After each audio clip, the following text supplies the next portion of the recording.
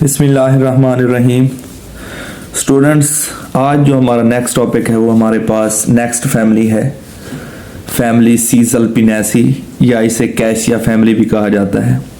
Cassia family basically इसके जो ज़्यादातर मेंबर्स हैं उनके जो जेनरा हैं उनकी बिहाफ पर नाम रखा गया है कैसिया फैमिली।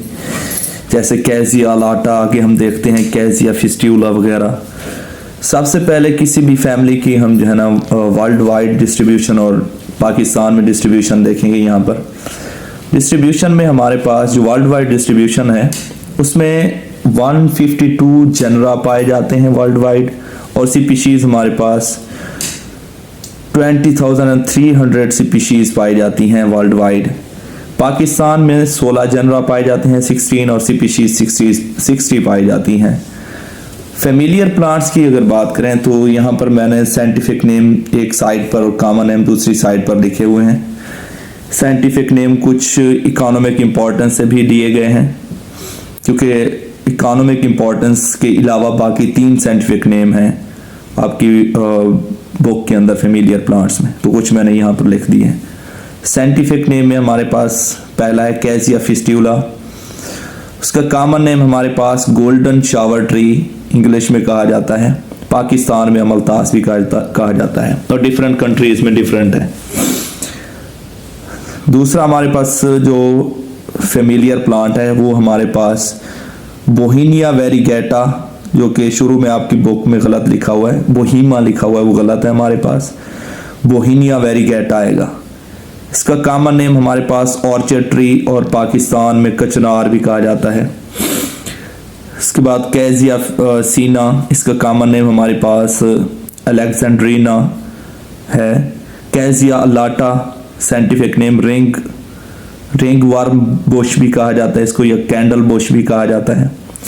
टैमरिंडस इंडिका, ये भी बुक में गलत लिखा हुआ है, बुक के अंदर लैमरिंडस इंडिसा लिखा हुआ है, ये करेक्ट कर लें। यहाँ पर टैमरिंडस इंडिका, बेसिकली ये इंडिया में पाया जाता है, इसलिए यहाँ पर इंडिका वर्ड यूज़ किया गया है।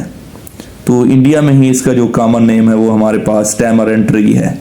उसके बाद हीमाटॉक्सिलान, लॉन्ग वुड भी कहा जाता है इसको, ब्लैक वुड भी कहा जाता है।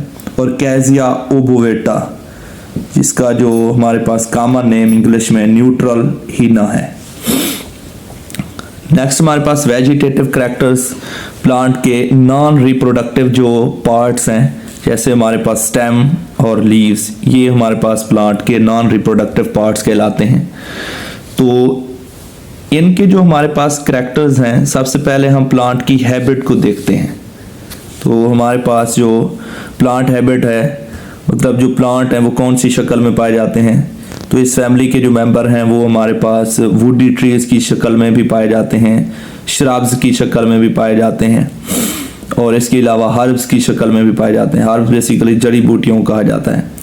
हर्बेशियस प्लांट में ब्रांचेस कम होती हैं स्टेम पर, श्रब्स में हर्ब्स की निस्बत ज़्यादा होती हैं, और वुडी ट्रीज या ट्रीज के अंदर इन दोनों से स्टेम की ब्रांचेस ज़्यादा होती हैं। स्टेम हमारे पास इरेक्ट यानी सीधा होता है, वुडी लकड़ी वाला होता है, हर्बेशियस भी हो सकता है, और क्लाइंबिंग यानी सहारा अगर मिल जाए तो ये ऊपर चढ़ जाते हैं, इसलिए इन्हें जो है ना क्लाइंबिंग स्टेम भी कहा गया है। लीव्स की अगर बात करें तो हमारे पास लीव्स कंपाउंड भी हैं, पिनेट भी हैं, वेरी रेयरली सिंपल, शाज़ नादर सिंपल भी हैं, और स्टैप्यूलेट होते हैं। तो इनको 1 बाय 1 हम जो है ना यहाँ पर पढ़ते हैं। कंपाउंड लीव्स की अगर बात करें तो हमारे पास कंपाउंड लीव्स ऐसे लीव्स को कहा जाता है जिसमें हमारे पास छोटी छोटी लीफलेट्स प्रेजेंट हों। यानी अगर हाइपोथेटिकली ये हम लीव का लेमिना या ब्लेड समझ लें, ये यहाँ पर जो मैंने लाइन लगाई है, तो इसके अंदर ये जो आपको पत्तियां नजर आ रही हैं ये लीफलेट्स हैं, ये पूरा लीव नहीं है, पूरा लीव ये है। तो ऐसे लीव्स जिनमें लीफलेट्स प्रेजेंट हों तो वो हमारे पास कंपाउंड लीव्स कहलाते हैं। लीव्स हमारे पास सिंपल भी हो सकता है, जैसे यहाँ पर एक ही लीव दिखाया गया है, सिंपल लीव जिसमें लीफलेट्स प्रेजेंट ना हो, और बुक में लिखा गया है कि लीव्स जो है ना पिनेट हैं। तो पिनेट लीव्स हमारे पास क्या होता है, इसको ज़रा गौर से समझना है हमने।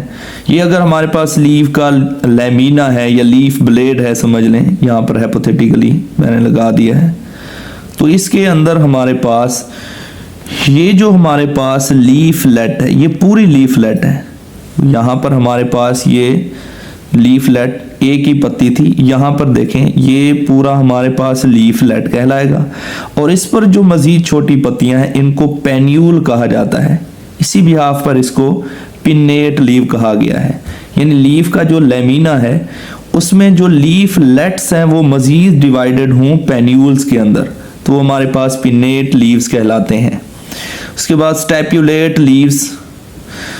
स्टैप्यूलेट लीव ऐसे लीव्स होते हैं जिनमें स्टैप्यूल प्रेजेंट होता है।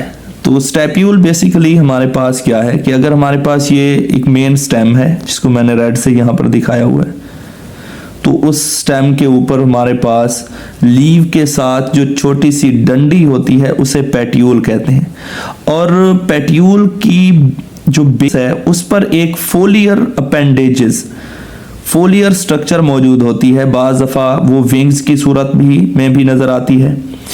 उस स्ट्रक्चर को, जिसने स्टैप्यूल्स को दोनों तरफ से घेरा हुआ हो, उस फोलियर अपेंडेजेस को स्टैप्यूल कहते हैं। और ऐसे लीव्स जिनमें स्टैप्यूल प्रेजेंट हो वो स्टैप्यूलेट लीव्स कहलाते हैं। तो ये हमारा स्टूडेंट्स आज का लेक्चर है। नेक्स्ट जो हमारे पास इनफ्लोरेसेंस है वो हम अगले लेक्चर में डिस्कस करेंगे। थैंक यू, अल्लाह हाफिज़।